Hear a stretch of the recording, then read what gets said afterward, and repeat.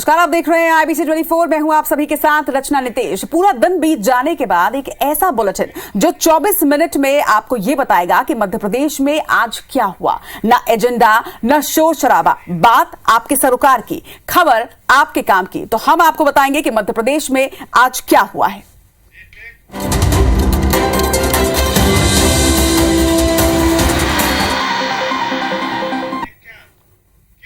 शुरुआत करेंगे खबरों की। राष्ट्रपति पद के लिए एनडीए की उम्मीदवार द्रौपदी मुर्मू आज भोपाल के दौरे पर पहुंची, जहां पर सीएम शिवराज सहित बीजेपी ने उनका जोरदार स्वागत किया। इस दौरान द्रौपदी मुर्मू ने सांसदों और विधायकों से अपने लिए समर्थन मांगा। एनडीए की राष्ट्रपति पद की उम्मीदवार द्रौपदी मुर्मू का भोपाल में जोरदार स्वागत हुआ। स्टेट हैंगर पर उनके स्वागत में जनजाति डांस ग्रुप ने शानदार प्रस्तुति दी। इसके बाद मुर्मू का काफिला सीएम हाउस पहुंचा। उन्होंने उम्मीदवार बनाए जाने पर पार्टी और प्रधानमंत्री नरेंद्र मोदी का आभार जताया। साथ ही मध्य प्रदेश से समर्थन मिलने पर खुशी जाहिर की। खुशी महसूस हो रहा है, समर्थन करने के लिए आगे आ रहे हैं। मैं धन्यवाद देना चाहती हूँ यशस्वी प्रधानमंत्री नरेंद्र मोदी को। कार्यक्रम को मुख्यमंत्री शिवराज सिंह चौहान ने भी संबोधित किया। इस दौरान उन्होंने द्रौपदी मुर्मू की जमकर तारीफ की। छोटा चुनाव अगर हम मानते हैं कार्यकर्ता लड़ता तो पार्षद के चुनाव से, उसके पहले संगठन के काम से आपका सार्वजनिक राजनीतिक जीवन प्रारंभ हुआ। राष्ट्रपति का चुनाव 20 जुलाई को है, जबकि नतीजे अगले दिन घोषित किए जाएंगे। एनडीए की ओर से द्रौपदी मुर्मू, जबकि संयुक्त विपक्ष की ओर से यशवंत सिन्हा राष्ट्रपति पद के उम्मीदवार हैं। एनडीए से राष्ट्रपति पद की उम्मीदवार द्रौपदी मुर्मू के समर्थन को लेकर सियासत भी गर्मा गई है। बीजेपी ने द्रौपदी मुर्मू के भोपाल दौरे से पहले इमोशनल कार्ड चलते हुए पूर्व सीएम कमलनाथ से भी उनके लिए समर्थन मांगा। बारिश के बीच आदिवासी रंग में रंगे ये बीजेपी के नेता हैं। आदिवासी वेशभूषा में ये नेता पूर्व सीएम कमलनाथ के आवास पहुंचे हैं कि कांग्रेस भी द्रौपदी मुर्मू का समर्थन करे। इसी मकसद से बीजेपी सांसद गजेंद्र सिंह, पूर्व एमएलए सुलोचना रावत, रंजना बघेल, अंतर सिंह आर्य समेत कई आदिवासी नेता कमलनाथ से मिलने पहुंचे और मुर्मू को समर्थन करने की अपील भी की। प्रदेश कांग्रेस कमेटी के अध्यक्ष माननीय कमलनाथ जी से हम पूरा प्रदेश का नेतृत्व मिलने आए हैं कि आप भी आपके विधायकों से ये आह्वान करें कि जनजाति बहन द्रौपदी मुर्मू को समर्थन करे। कांग्रेस संयुक्त विपक्ष के उम्मीदवार यशवंत सिन्हा का समर्थन कर रही है, लेकिन एमपी बीजेपी के आदिवासी नेताओं को यकीन है कि प्रदेश कांग्रेस के आदिवासी नेता एनडीए प्रत्याशी का सपोर्ट करेंगे। पूरा देश के सभी समाज और सभी दल जनजाति समुदाय के साथ खड़े और ये पूरा समर्थन मिलेगा। विपक्ष के कई साथी दल द्रौपदी मुर्मू के समर्थन का ऐलान कर चुके हैं। ऐसे में देखना दिलचस्प होगा कि एमपी में विपक्ष का ऊंट किस करवट बैठता है। पंचायत चुनाव के नतीजों के बाद बीजेपी और कांग्रेस जनपद और जिला पंचायत अध्यक्ष पद की जोड़तोड़ में लग गई है। जनपद और जिला पंचायत सदस्यों की बाड़ेबंदी भी शुरू हो चुकी है। वहीं कई जिलों में प्रमाण पत्र लेने से पहले विजयी उम्मीदवार अंडरग्राउंड हो चुके हैं। मध्य प्रदेश में त्रिस्तरीय पंचायत चुनाव होने के बाद अब जिला और जनपद पंचायतों के अध्यक्ष की कुर्सी को लेकर बाड़ेबंदी शुरू हो गई है। पंचायत चुनाव की प्रक्रिया पूरी होने के बाद से ही बीजेपी और कांग्रेस नेता जनपद और जिला पंचायत अध्यक्ष पद की जोड़ तोड़ में जुटे हैं। कांग्रेस बीजेपी पर सदस्यों की खरीद फरोख्त का आरोप लगा रही है। जैसा कमलनाथ जी ने हमेशा कहा कि पुलिस, पैसा और पावर, भारतीय जनता पार्टी केवल इसी चीज का उपयोग कर रही है। चाहे जनपद का मामला हो, जिला पंचायत, खरीद फरोख्त शुरू हो गई। वहीं गृह मंत्री नरोत्तम मिश्रा ने आरोपों को कांग्रेस की हार की बौखलाहट बताया। ये स्वाभाविक रूप से जब ये आरोप लगाए तो मान लेना कि कांग्रेस हार रही है। इनका सूपड़ा साफ होने वाला है। नगर पालिका, नगर पंचायत में आप परिणाम आए तब देख लें। गैर दलीय आधार पर होने वाले पंचायत चुनाव में भी राजनीतिक दलों का पूरा दखल रहता है, क्योंकि इन चुनाव के नतीजों का विधानसभा और लोकसभा चुनाव में भी असर दिखता है। ग्वालियर में राजनीतिक छत्रपों का रसूख जिला पंचायत की कुर्सी के लिए आपस में टकरा रहा है। छत्रपों के सामने अपने समर्थकों को अध्यक्ष की कुर्सी दिलाना सबसे अहम है, लिहाजा जीते हुए सदस्यों को अपने पक्ष में लाने दावेदारों ने लॉबिंग भी शुरू कर दी है।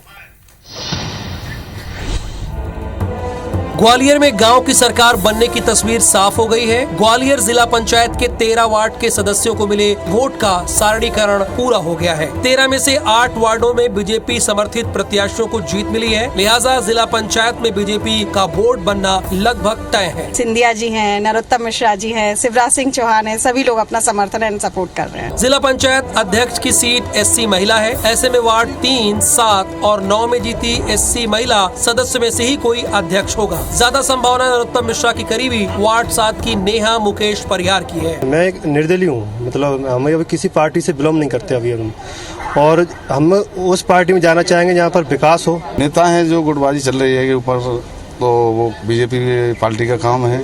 तोमर से लेकर सिंधिया, नरोत्तम और भारत सिंह कुशवाहा अपने समर्थकों को अध्यक्ष की कुर्सी पर बैठाना चाहते हैं। ऐसे में मुकाबला दिलचस्प होगा। इंदौर में 17 जुलाई को होने वाले नगर निगम चुनाव की मतगणना को लेकर कांग्रेस ने अपनी तैयारियां शुरू कर दी हैं। जिला निर्वाचन अधिकारी से मुलाकात कर कांग्रेस नेताओं ने मतगणना से जुड़ी व्यवस्थाओं को लेकर चर्चा की। वहीं पार्टी अपने कार्यकर्ताओं को ट्रेनिंग भी देगी।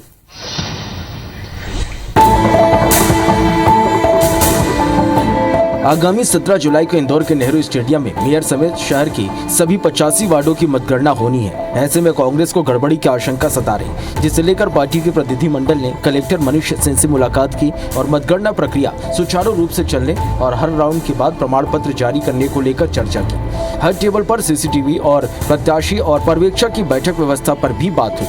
मतगणना के बाद हम सर्टिफिकेट हर मतगणना के बाद दिया जाए। उसके अलावा हमने मांग की थी कि कैमरे लगना चाहिए, उन हर मशीन के ऊपर कैमरे लगाए, आधे लोग बाहर बैठेंगे। उसके अलावा आज 5 भी उन्होंने हमको बुलाया। वहीं बीजेपी अपनी बूथ इकाइयों के काम पर पूरा भरोसा जता रही है। कांग्रेस पार्टी क्या कह रही है हमारी चिंता का विषय नहीं है। भारतीय जनता पार्टी ने अपनी समीक्षा में इस बात को निष्कर्ष पर पाया है कि भारतीय जनता पार्टी की जो बूथ इकाइयां थी उन्होंने अपना काम बहुत प्रभावशाली ढंग से किया है। कांग्रेस मतगणना के लिए अपने कार्यकर्ताओं को 2 दिन की ट्रेनिंग भी दे रही है, ताकि मतगणना के दौरान विवाद की नौबत न आए। भोपाल में शिवराज कैबिनेट की बैठक में कई अहम प्रस्तावों को मंजूरी दी गई है। बैठक में बूस्टर डोज के लिए अभियान चलाने को लेकर अहम फैसला लिया गया। शिवराज कैबिनेट की बैठक में कई अहम फैसले हुए हैं। बैठक में स्टेट वेंडर योजना में स्टाम्प ड्यूटी में छूट देने पर सहमति बनी। वहीं मुरैना जिले में बीज फार्म के लिए जमीन आवंटन के प्रस्ताव को मंजूरी मिली। SC, ST और OBC वर्गों निशक्त जनों के बैकलॉग कैरी फॉरवर्ड पदों पर भर्ती अभियान की समय सीमा बढ़ाने का प्रस्ताव भी पास हो गया है। व्यावसायिक महाविद्यालय राजगढ़ में 73 पदों के सृजन का प्रस्ताव को मंजूरी मिल गई है। ग्वालियर मेडिकल कॉलेज में 1000 बिस्तर के अस्पताल भवन के निर्माण की स्वीकृति भी मिली है। वहीं प्रदेश में 21 जुलाई से 25 सितंबर तक बूस्टर डोज अभियान चलाने का फैसला लिया गया। टीकाकरण का जो बूस्टर डोज 21 जुलाई से प्रारंभ करने का 25 सितंबर तक चलाने का भी निर्णय हुआ है। अनुसूचित जाति और जनजातियों, पिछड़े वर्गों, निशक्तजनों के बैकलॉग 31 दिसंबर तक करने का कैबिनेट के द्वारा तय किया है। कैबिनेट की बैठक में राष्ट्रपति पद की उम्मीदवार द्रौपदी मुर्मू के भोपाल दौरे को लेकर भी चर्चा हुई।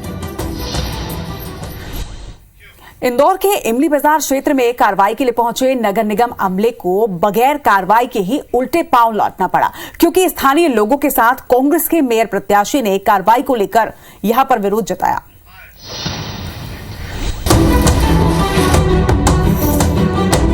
इंदौर नगर निगम अमला सड़क निर्माण में बाधक बन रहे मकानों को तोड़ने MG रोड स्थित इमली बाजार पहुंचा था, जहां पर रहवासियों के साथ ही कांग्रेस के महापौर प्रत्याशी संजय शुक्ला ने भी इस कार्रवाई का विरोध किया, जिसके बाद नगर निगम अमले को बिना कार्रवाई के ही उल्टे पांव लौटना पड़ा।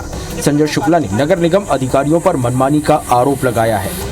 अधिकारी बोल रहे थे कि हमको भय बनाना है कि लोग तोड़ने लग जाए, और जो लोग तोड़ रहे हैं उन पर भय क्या बनाना। जो गरीब आदमी है उस आदमी को क्यों परेशान करना, और इस आतंक हम सहन नहीं करेंगे और ये लगातार इसके लिए हम संघर्ष करते रहेंगे।